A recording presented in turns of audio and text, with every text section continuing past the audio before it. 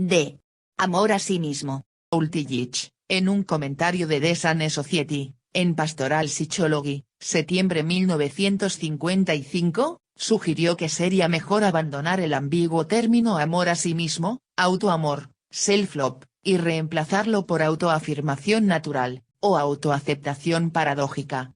Si bien comprendo yo los méritos de esa sugerencia, no puedo convenir con el autor al respecto. En el término amor a sí mismo, el elemento paradójico en amor a sí mismo está mucho más claramente contenido. Se expresa el hecho de que el amor es una actitud que es la misma hacia todos los objetos, incluyéndome a mí mismo. Tampoco debe olvidarse que ese término, en el sentido en que se lo usa aquí, tiene una historia. La Biblia habla de amor a sí mismo cuando ordena ama a tu prójimo como a ti mismo, y Meister Eckhart habla de amor a sí mismo en el mismo sentido. Si bien la aplicación del concepto del amor a diversos objetos no despierta objeciones, es creencia común que amar a los demás es una virtud, y amarse a sí mismo un pecado. Se supone que en la medida en que me amo a mí mismo, no amo a los demás, que amor a sí mismo es lo mismo que egoísmo. Tal punto de vista se remonta a los comienzos del pensamiento occidental. Calvino califica de peste el amor a sí mismo. Calvino, Institutes of the Christian Religion, versión inglesa de J. Ibaugh, Filadelfia, Presbyterian Board of Christian Education, 1928, Capítulo 7, parte 4, página 622. Freud habla del amor a sí mismo en términos psiquiátricos, pero no obstante, su juicio valorativo es similar al de Calvino. Para él, amor a sí mismo se identifica con narcisismo, es decir, la vuelta de la libido hacia el propio ser. El narcisismo constituye la primera etapa del desarrollo humano, y la persona que en la vida adulta regresa a su etapa narcisista, es incapaz de amar, en los casos extremos, es insano. Freud sostiene que el amor es una manifestación de la libido, y que ésta puede dirigirse hacia los demás amor o hacia uno amor a sí mismo. Amor y amor a sí mismo, entonces, se excluyen mutuamente en el sentido de que cuanto mayor es uno, menor es el otro. Si el amor a sí mismo es malo, se sigue que la generosidad es virtuosa. Surgen los problemas siguientes. La observación psicológica sustenta la tesis de que hay una contradicción básica entre el amor a sí mismo y el amor a los demás. ¿Es el amor a sí mismo un fenómeno similar al egoísmo, o son opuestos? Y, ¿es el egoísmo del hombre moderno realmente una preocupación por sí mismo como individuo, con todas sus potencialidades intelectuales, emocionales y sensuales? ¿No se ha convertido él en un apéndice de su papel económico-social? ¿Es su egoísmo idéntico al amor a sí mismo, o es la causa de la falta de este último? Antes de comenzar el examen del aspecto psicológico del egoísmo y del amor a sí mismo, debemos destacar la falacia lógica que implica la noción de que el amor a los demás y el amor a uno mismo se excluyen recíprocamente. Si es una virtud amar al prójimo como a uno mismo, debe serlo también y no un vicio que me ame a mí mismo, puesto que también yo soy un ser humano. No hay ningún concepto del hombre en el que yo no esté incluido. Una doctrina que proclama tal exclusión demuestra ser intrínsecamente contradictoria. La idea expresada en el bíblico ama a tu prójimo como a ti mismo, implica que el respeto por la propia integridad y unicidad, el amor y la comprensión del propio sí mismo, no pueden separarse del respeto, el amor y la comprensión del otro individuo. El amor a sí mismo está inseparablemente ligado al amor a cualquier otro ser. Hemos llegado ahora a las premisas psicológicas básicas que fundamentan las conclusiones de nuestro argumento. En términos generales, dichas premisas son las siguientes: no solo los demás, sino nosotros mismos, somos objeto de nuestros sentimientos y actitudes. Las actitudes para con los demás y para con nosotros mismos, lejos de ser contradictorias, son básicamente conjuntivas. En lo que toca al problema que examinamos, eso significa, el amor a los demás y el amor a nosotros mismos no son alternativas. Por el contrario, en todo individuo capaz de amar a los demás se encontrará una actitud de amor a sí mismo. El amor, en principio, es indivisible en lo que atañe a la conexión entre los objetos y el propio ser. El amor genuino constituye una expresión de la productividad, y entraña cuidado, respeto, responsabilidad y conocimiento. No es un afecto en el sentido de que alguien nos afecte, sino un esforzarse activo arraigado en la propia capacidad de amar y que tiende al crecimiento y la felicidad de la persona amada. Amar a alguien es la realización y concentración del poder de amar. La afirmación básica contenida en el amor se dirige hacia la persona amada como una encarnación de las cualidades esencialmente humanas. Amar a una persona implica amar al hombre como tal. El tipo de división del trabajo, como lo llamó William James, que consiste en amar a la propia familia pero ser indiferente al extraño, es un signo de una incapacidad básica de amar. El amor al hombre no es, como a menudo se supone, una abstracción que sigue al amor a una persona específica, sino que constituye su premisa, aunque genéticamente se adquiera al amar a individuos específicos. De ello se deduce que mi propia persona debe ser un objeto de mi amor al igual que lo es otra persona.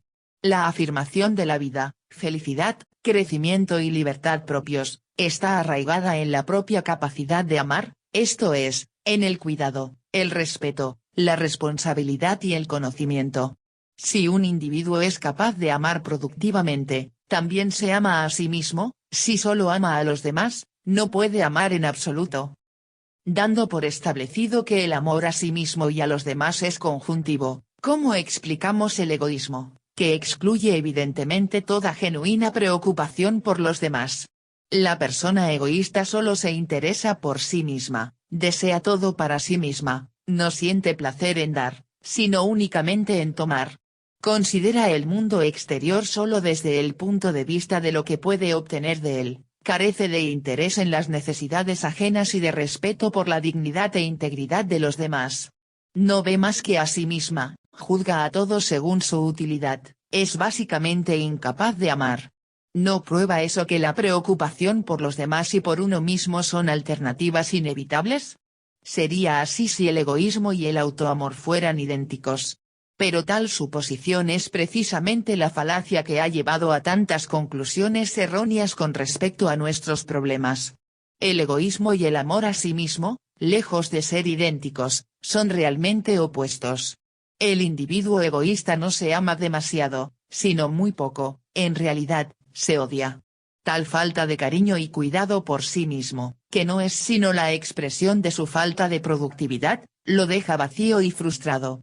Se siente necesariamente infeliz y ansiosamente preocupado por arrancar a la vida las satisfacciones que él se impide obtener. Parece preocuparse demasiado por sí mismo, pero, en realidad, solo realiza un fracasado intento de disimular y compensar su incapacidad de cuidar de su verdadero ser. Freud sostiene que el egoísta es narcisista, como si negara su amor a los demás y lo dirigiera hacia sí. Es verdad que las personas egoístas son incapaces de amar a los demás, pero tampoco pueden amarse a sí mismas. Es más fácil comprender el egoísmo comparándolo con la ávida preocupación por los demás, como la que encontramos, por ejemplo, en una madre sobreprotectora. Si bien ella cree conscientemente que es en extremo cariñosa con su hijo, en realidad tiene una hostilidad hondamente reprimida contra el objeto de sus preocupaciones. Sus cuidados exagerados no obedecen a un amor excesivo al niño, sino a que debe compensar su total incapacidad de amarlo. Esta teoría de la naturaleza del egoísmo surge de la experiencia psicoanalítica con la generosidad neurótica, un síntoma de neurosis observado en no pocas personas, que habitualmente no están perturbadas por ese síntoma, sino por otros relacionados con él, como depresión, fatiga, incapacidad de trabajar, fracaso en las relaciones amorosas, etc. No solo ocurre que no consideran esa generosidad como un síntoma, frecuentemente es el único rasgo caracterológico redentor del que esas personas se enorgullecen. La persona generosa no quiere nada para sí misma, solo vive para los demás, está orgullosa de no considerarse importante. Le intriga descubrir que, a pesar de su generosidad, no es feliz, y que sus relaciones con los más íntimos allegados son insatisfactorias. La labor analítica demuestra que esa generosidad no es algo aparte de los otros síntomas, sino uno de ellos. De hecho, muchas veces es el más importante, que la capacidad de amar o de disfrutar de esa persona está paralizada, que está llena de hostilidad hacia la vida y que, detrás de la fachada de generosidad, se oculta un intenso egocentrismo, sutil, pero no por ello menos intenso. Esa persona solo puede curarse si también su generosidad se interpreta como un síntoma junto con los demás, de modo que su falta de productividad, que está en la raíz de su generosidad y de las otras perturbaciones, pueda corregirse. La naturaleza de esa generosidad se torna particularmente evidente en su efecto sobre los demás y, con mucha frecuencia en nuestra cultura, en el efecto que la madre generosa ejerce sobre sus hijos. Ella cree que, a través de su generosidad, sus hijos experimentarán lo que significa ser amado y aprenderán, a su vez, a amar. Sin embargo, el efecto de su generosidad no corresponde en absoluto a sus expectaciones. Los niños no demuestran la felicidad de personas convencidas de que se los ama, están angustiados, tensos, temerosos de la desaprobación de la madre y ansiosos de responder a sus expectativas. Habitualmente, se sienten afectados por la oculta hostilidad de la madre contra la vida, que sienten, pero sin percibirla con claridad, y, eventualmente, se empapan de ella. En conjunto, el efecto producido por la madre generosa no es demasiado diferente del que ejerce la madre egoísta, y aún puede resultar más nefasto, puesto que la generosidad de la madre impide que los niños la critiquen, se los coloca bajo la obligación de no desilusionarla, se les enseña, bajo la máscara de la virtud, a no gustar de la vida. Si se tiene la oportunidad de estudiar el efecto producido por una madre con genuino amor a sí misma, se ve que no hay nada que lleve más a un niño a la experiencia de lo que son la felicidad, el amor y la alegría, que el amor de una madre que se ama a sí misma. Meister Eckhart ha sintetizado magníficamente estas ideas: si te amas a ti mismo, amas a todos los demás como a ti mismo. Mientras ames a otra persona menos que a ti mismo, no lograrás realmente amarte, pero si amas a todos por igual, incluyéndote a ti, los amarás como una sola persona y esa persona es a la vez Dios y el hombre. Así, pues, es una persona grande y virtuosa la que amándose a sí misma, ama igualmente a todos los demás. Meister Eckhart, versión inglesa de R. B. Blackneb. Nueva York, Harper and Brothers, 1941, página 204. Amor a Dios. Dijimos antes que la base de nuestra necesidad de amar está en la experiencia de separatividad y la necesidad resultante de superar la angustia de la separatividad por medio de la experiencia de la unión. La forma religiosa del amor, lo que se denomina amor a Dios, es, desde el punto de vista psicológico, de índole similar. Surge de la necesidad de superar la separatividad y lograr la unión. En realidad, el amor a Dios tiene tantos aspectos y cualidades distintos como el amor al hombre y en gran medida encontramos en él las mismas diferencias. En todas las religiones teístas, sean politeístas o monoteístas, Dios representa el valor supremo, el bien más deseable. Por lo tanto, el significado específico de Dios depende de cuál sea el bien más deseable para una determinada persona. La comprensión del concepto de Dios debe comenzar, en consecuencia, con un análisis de la estructura caracterológica de la persona que adora a Dios. Hasta donde tenemos conocimiento al respecto, el desarrollo de la raza humana puede caracterizarse como la emergencia del hombre de la naturaleza, de la madre, de los lazos de la sangre y el suelo. En el comienzo de la historia humana, el hombre, si bien expulsado de la unidad original con la naturaleza, se aferra todavía a esos lazos primarios. Encuentra seguridad regresando o aferrándose a esos vínculos primitivos. Siéntese identificado todavía con el mundo de los animales y de los árboles, y trata de lograr la unidad formando parte del reino natural. Muchas religiones primitivas son manifestaciones de esa etapa evolutiva. Un animal se transforma en un tótem, se utilizan máscaras de animales en los actos religiosos o en la guerra, se adora a un animal como Dios. En una etapa posterior de evolución, cuando la habilidad humana se ha desarrollado hasta alcanzar la del artesano o el artista, Cuando el hombre no depende ya exclusivamente de los dones de la naturaleza, la fruta que encuentra y el animal que mata, el hombre transforma el producto de su propia mano en un dios. Es esa la etapa de la adoración de ídolos hechos de arcilla, plata u oro. El hombre proyecta sus poderes y habilidades propios en las cosas que hace, y así, a distancia, adora sus proezas, sus posesiones.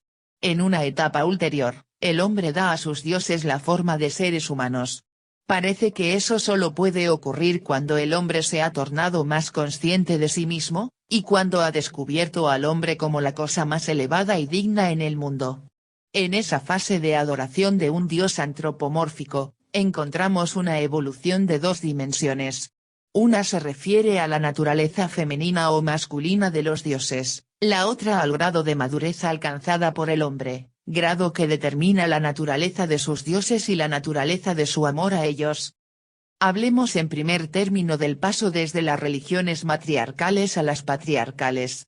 De acuerdo con los notables y decisivos descubrimientos de Bachofen y Morgan a mediados del siglo pasado, y a pesar de que la mayoría de los círculos académicos rechazó esos hallazgos, no parecen existir dudas acerca de la existencia de una fase matriarcal de la religión, anterior a la patriarcal, por lo menos en muchas culturas. En la fase matriarcal, el ser superior es la madre. Es la diosa, y asimismo la autoridad en la familia y la sociedad. Para comprender la esencia de la religión matriarcal basta recordar lo dicho sobre la esencia del amor materno. El amor de la madre es incondicional, y también es omniprotector y envolvente. Como es incondicional, tampoco puede controlarse o adquirirse. Su presencia da a la persona amada una sensación de dicha, su ausencia produce un sentimiento de abandono y profunda desesperación. Puesto que la madre ama a sus hijos porque son sus hijos, y no porque sean buenos, obedientes, o cumplan sus deseos y órdenes, el amor materno se basa en la igualdad. Todos los hombres son iguales, porque son todos hijos de una madre, porque todos son hijos de la madre tierra. La etapa siguiente de la evolución humana, la única que conocemos plenamente y a cuyo respecto no tenemos necesidad de confiar en inferencias y reconstrucciones, es la fase patriarcal. En ella, la madre pierde su posición suprema y el padre se convierte en el ser supremo, tanto en la religión como en la sociedad. La naturaleza del amor del padre le hace tener exigencias, establecer principios y leyes, y a que su amor al hijo dependa de la obediencia de éste a sus demandas. Prefiere al hijo que más se le asemeja, al más obediente y capacitado para sucederle, como heredero de todas sus posesiones. El desarrollo de la sociedad patriarcal es paralelo al de la propiedad privada. Como consecuencia, la sociedad patriarcal es jerárquica, la igualdad de los hermanos se transforma en competencia y lucha mutua. Sea que consideremos las culturas india, egipcia o griega, o las religiones judeo-cristiana o islámica, nos encontramos en medio de un mundo patriarcal, con dioses masculinos, sobre los que reina un dios principal, o donde todos los dioses han sido eliminados menos uno, el dios. Sin embargo, puesto que es imposible arrancar del corazón humano el anhelo de amor materno, no es sorprendente que la figura de la madre amante no se haya podido expulsar totalmente del panteón. En la religión judía, los aspectos maternos de Dios vuelven a introducirse, en especial en las diversas corrientes místicas. En la religión católica, la Iglesia y la Virgen simbolizan a la Madre. Ni siquiera en el protestantismo permanece oculta. Lutero estableció como principio fundamental que nada de lo que el hombre hace puede procurarle el amor de Dios. El amor de Dios es gracia, la actitud religiosa consiste en tener fe en esa gracia, y hacerse pequeño y desvalido. Las buenas obras no pueden influir sobre Dios o hacer que Dios nos ame, como postulan las doctrinas católicas. Aquí es evidente que la doctrina católica de las buenas obras forma parte del cuadro patriarcal. Es posible alcanzar el amor del Padre mediante la obediencia y el cumplimiento de sus exigencias. La doctrina luterana, en cambio, a pesar de su manifiesto carácter patriarcal, contiene un elemento matriarcal soslayado. El amor de la madre no puede adquirirse, está ahí, o no, todo lo que puedo hacer es tener fe, como dice el salmista, sobre los pechos de mi madre, me hiciste estar confiado 16, Salmos, 22, 9, y transformarme en una criatura desvalida e impotente. Pero la peculiaridad de la fe de Lutero consiste en que la figura de la madre desapareció del cuadro manifiesto y fue reemplazada por la del padre. En lugar de la certeza de ser amado por la madre, se convierte en rasgo fundamental la intensa duda, el esperar, contra toda esperanza, el amor incondicional del padre. He tenido que examinar la diferencia entre los elementos matriarcales y patriarcales en la religión para mostrar que el carácter del amor a Dios depende de la respectiva gravitación de los aspectos matriarcales y patriarcales en la religión.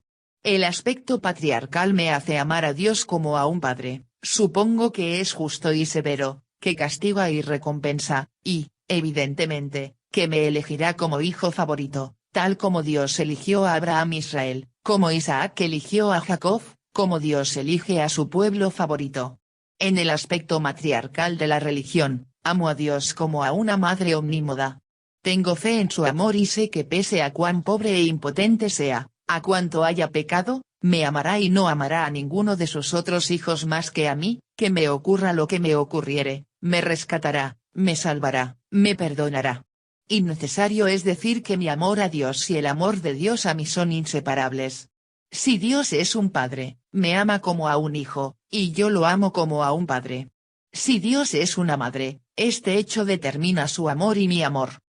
Esa diferencia entre los aspectos maternos y paternos del amor a Dios es, empero, solo uno de los factores que determinan la naturaleza de ese amor, el otro factor es el grado de madurez alcanzado por el individuo y, por lo tanto, en su concepto de Dios y su amor a Dios. Dado que la raza humana evolucionó desde una estructura social centrada en la madre a una centrada en el padre, es principalmente en el desenvolvimiento de la religión patriarcal donde podemos observar el desarrollo de un amor maduro. Eso es verdad especialmente en lo que atañe a las religiones monoteístas de Occidente. En las religiones indias las figuras maternas han conservado buena parte de su influencia, por ejemplo, en la diosa Kali, en el budismo y en el taoísmo, el concepto de un dios o de una diosa carecía de significación esencial, si es que no había sido eliminado por completo. Al comienzo de esa evolución, encontramos un dios despótico, celoso, que considera que el hombre que él ha creado es su propiedad, y que tiene derecho a hacer con él cuanto quiera.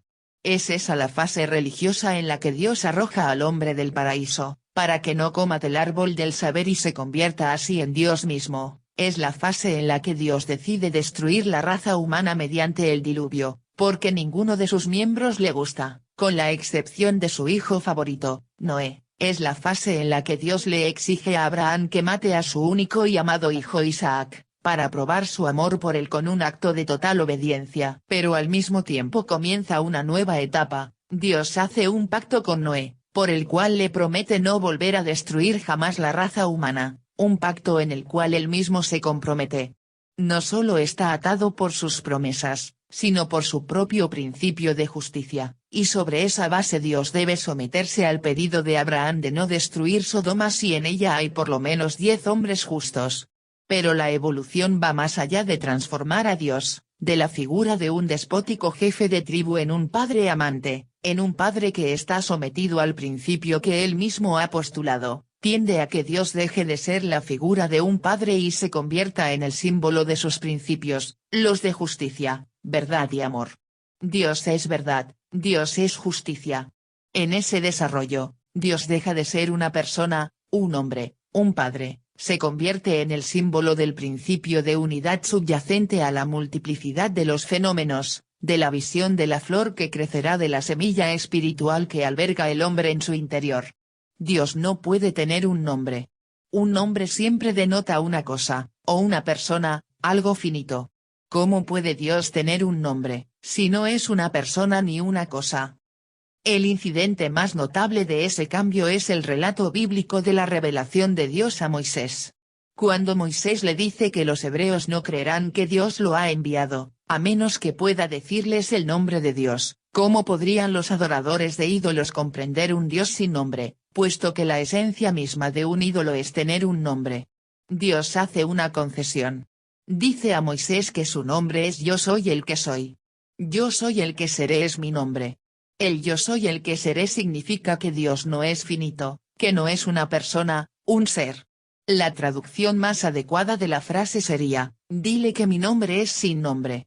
La prohibición de hacer imágenes de Dios, de pronunciar su nombre en vano, y eventualmente, de pronunciar su nombre en absoluto, apunta a la misma finalidad, la de liberar al hombre de la idea de que Dios es un padre, una persona.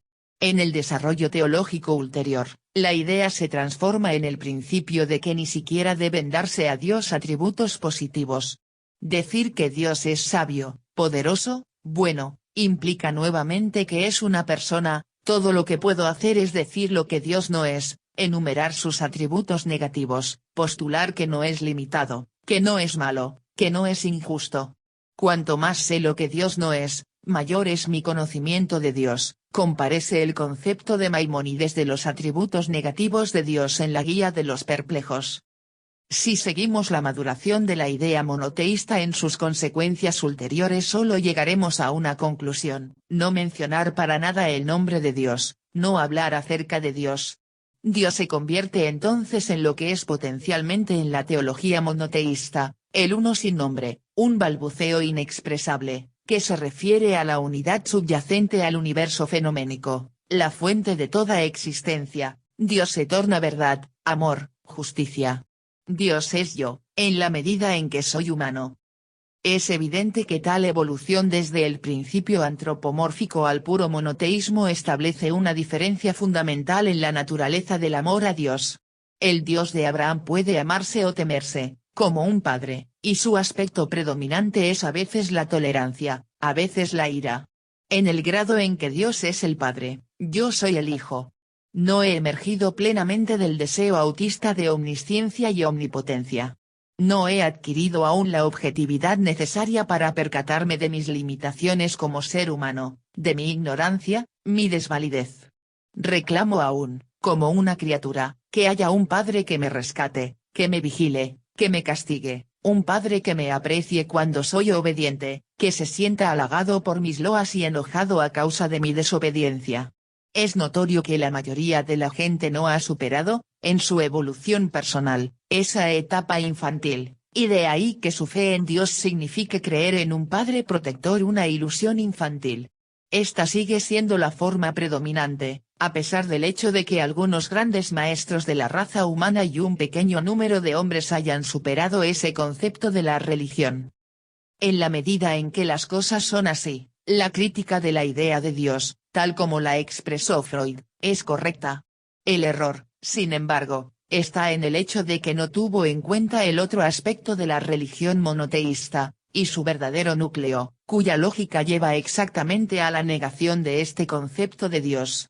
La persona verdaderamente religiosa, que capta la esencia de la idea monoteísta, no reza por nada, no espera nada de Dios, no ama a Dios como un niño a su padre o a su madre, ha adquirido la humildad necesaria para percibir sus limitaciones, hasta el punto de saber que no sabe nada acerca de Dios.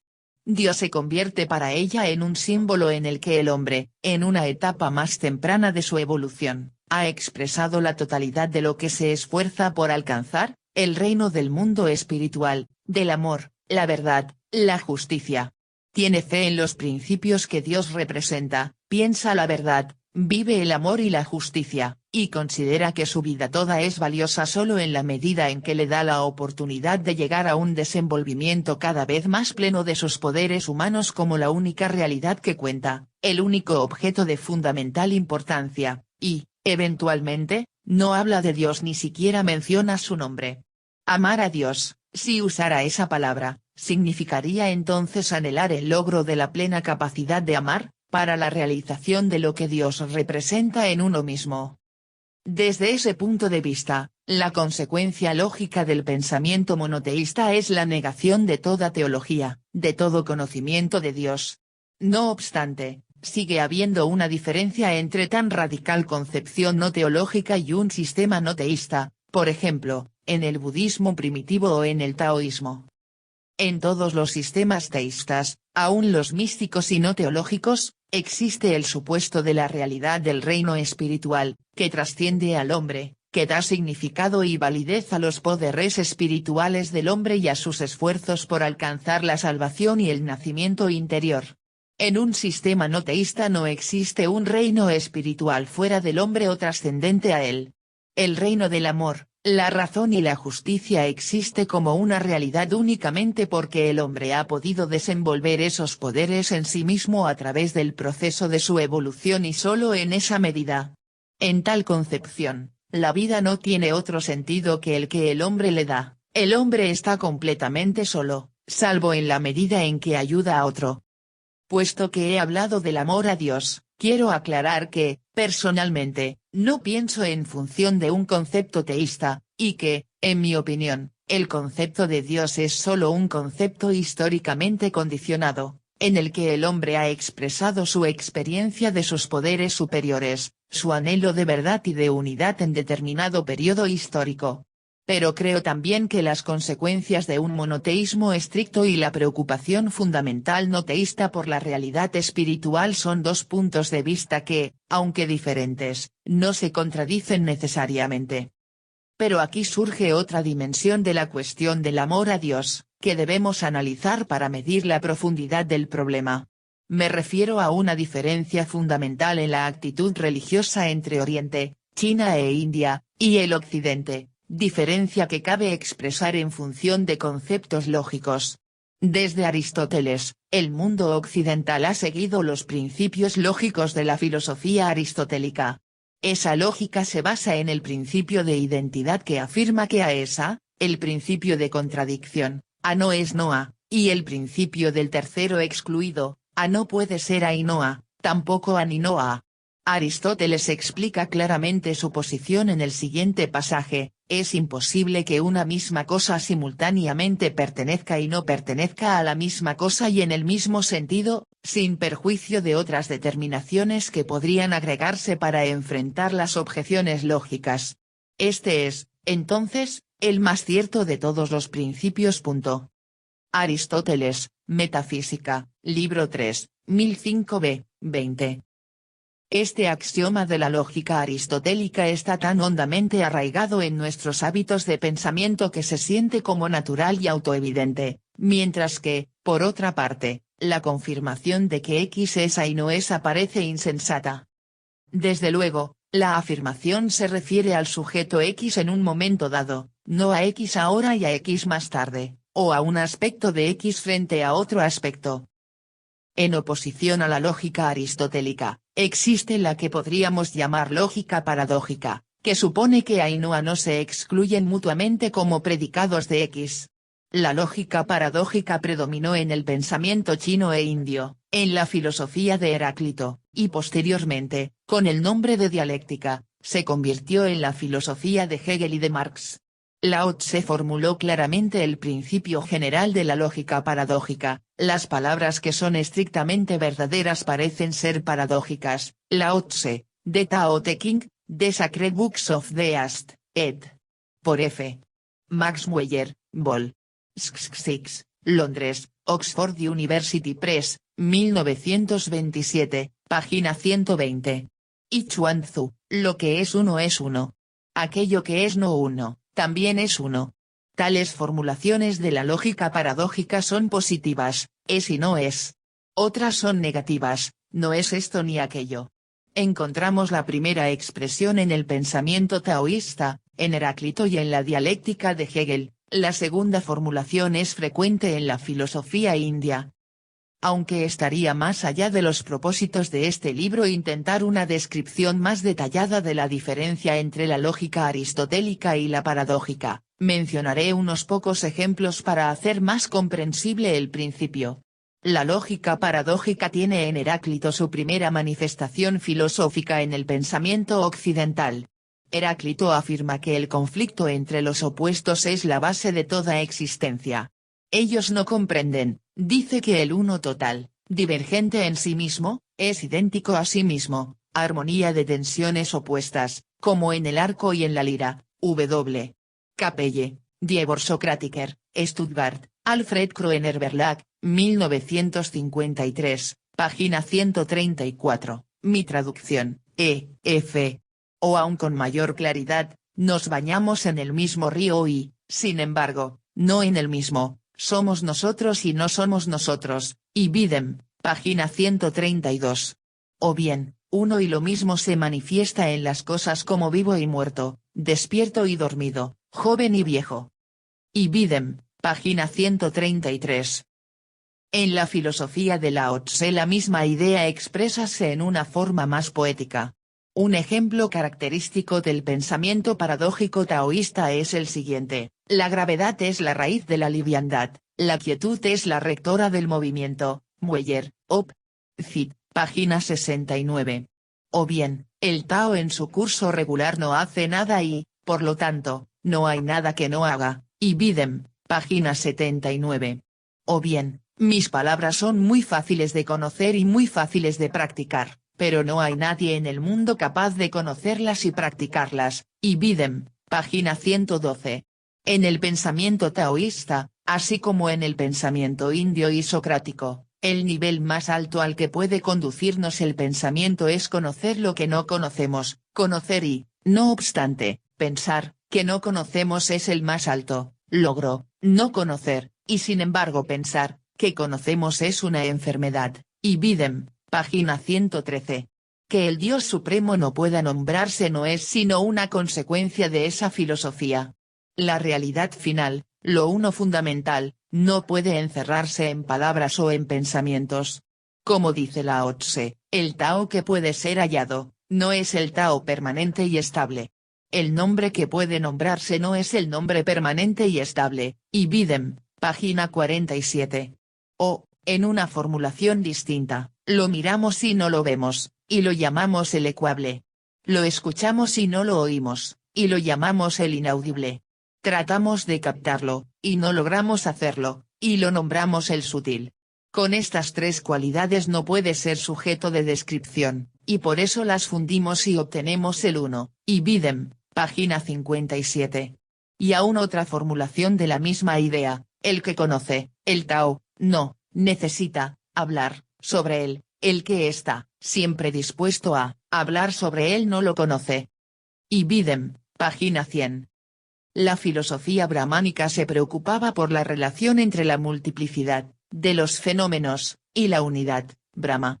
Pero la filosofía paradójica no debe confundirse en la India ni en la China con un punto de vista dualista. La armonía, unidad, consiste en la posición conflictual que la constituye.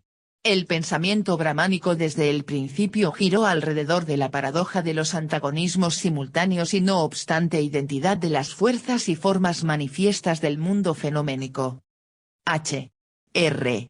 Zimmer, Philosophies of India, Nueva York, Pantheon Books, 1951. El poder esencial en el universo y en el hombre trasciende tanto la esfera conceptual como la sensible. No es, por lo tanto, ni esto ni aquello.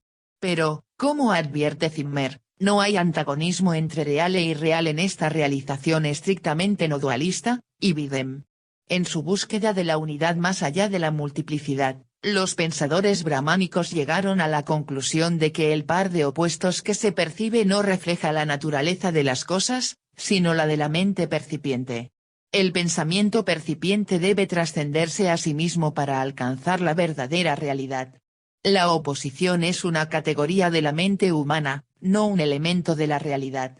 En el Rig Veda, el principio se expresa en la siguiente forma: yo soy los dos, la fuerza vital y el material vital, los dos a la vez.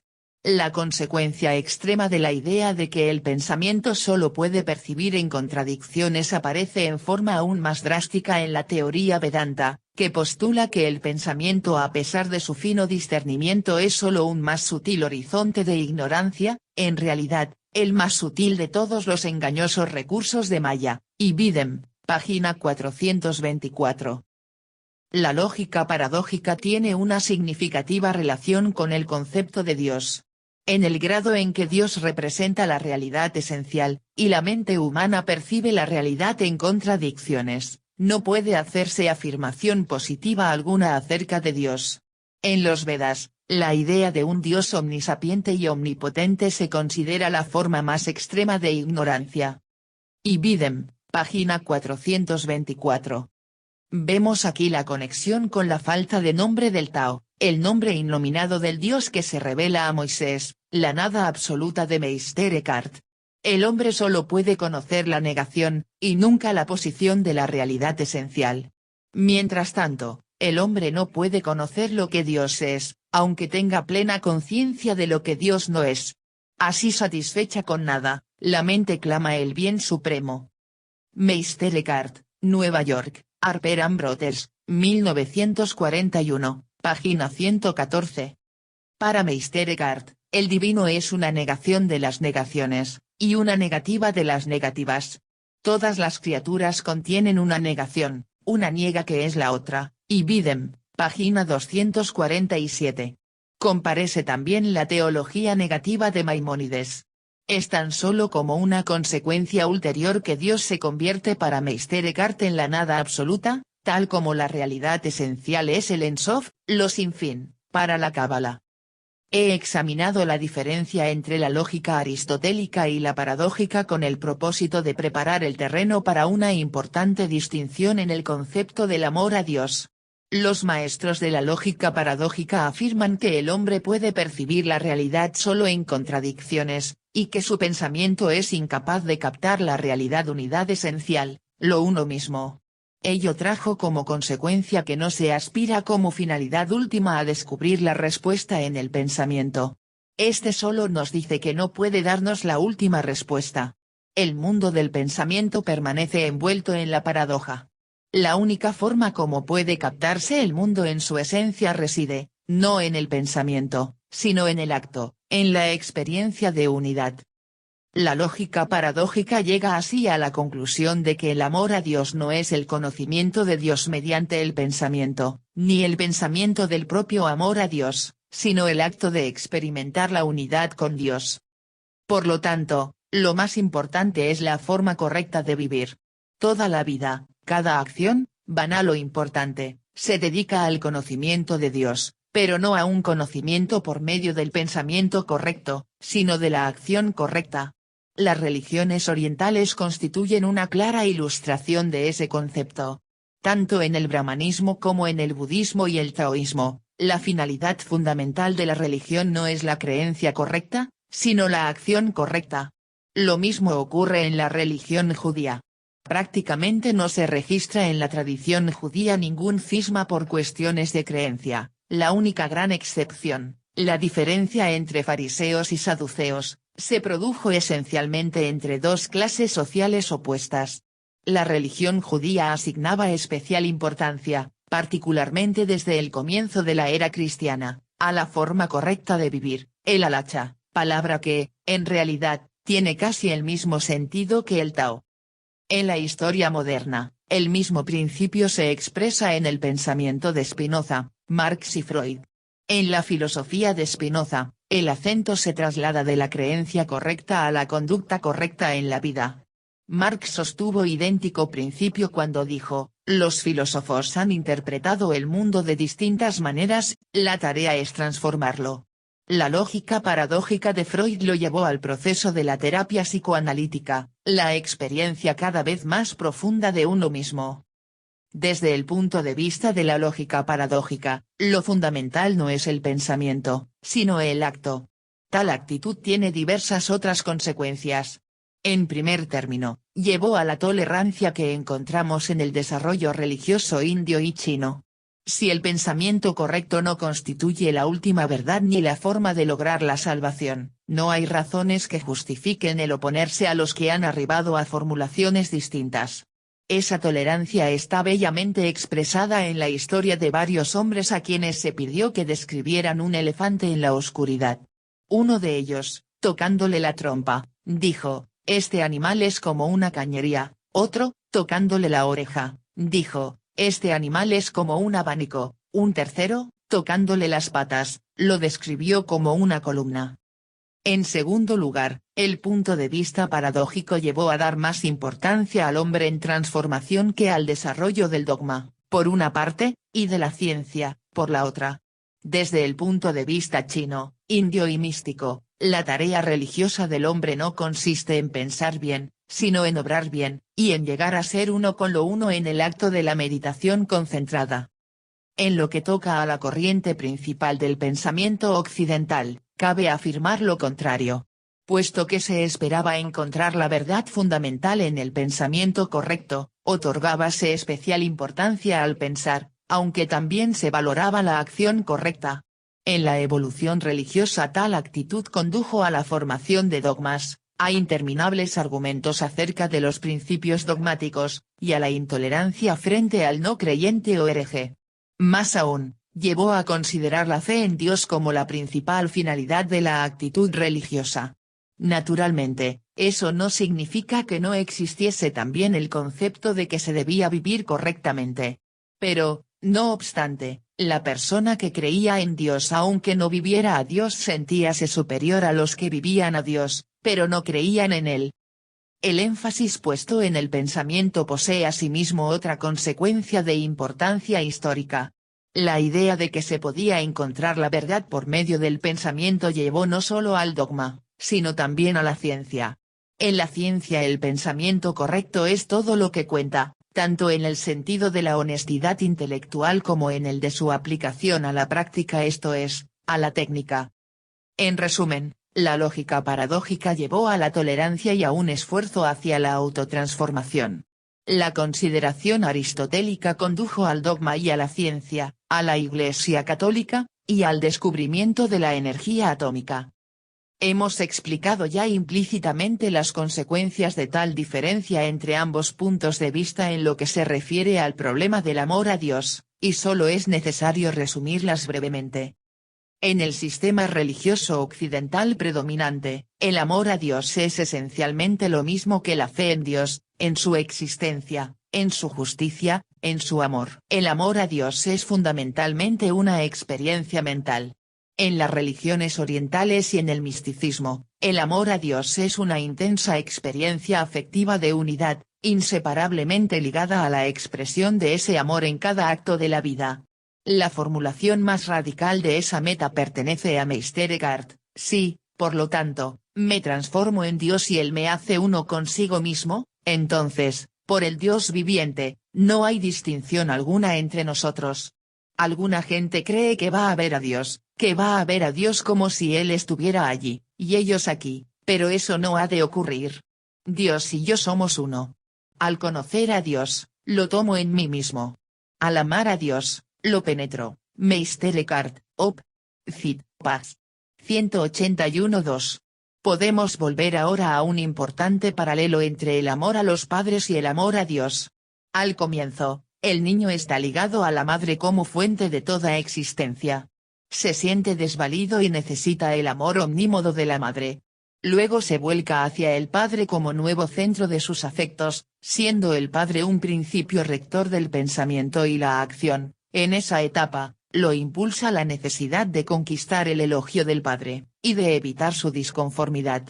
En la etapa de la plena madurez, se ha liberado de las personas de la madre y del padre como poderes protector e imperativo, ha establecido en sí mismo los principios materno y paterno.